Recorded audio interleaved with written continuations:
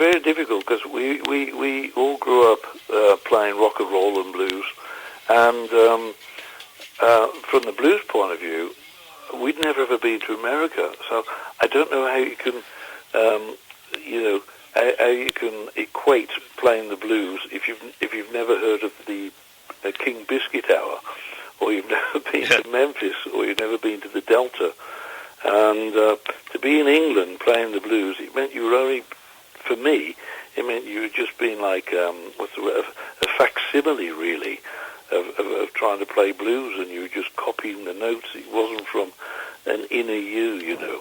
When I was growing up, when I was at school, I never realized, when I was sort of 8 years of age at my school, we used to have what was called a quiet period in the afternoon, and the teacher used to make us sit down in the hall, and he'd play a record of classical music. Now, I never thought that was going into me.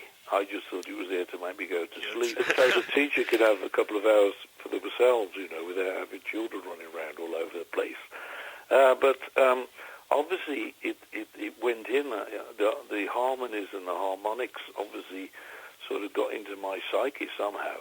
And then when rock and roll came and took me by surprise and took over me, and I started listening to all the riffs, the rock and roll riffs, I suddenly realized, some of the rock and roll riffs, they were so far away from classical music, but you could actually join them both together.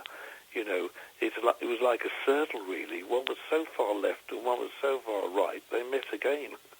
And I think that's how I sort of looked at my music, with songs like Singer in a Rock and Roll Band. You've got all the orchestral stuff going, but it's a rock song, but even Isn't Life Strange, really.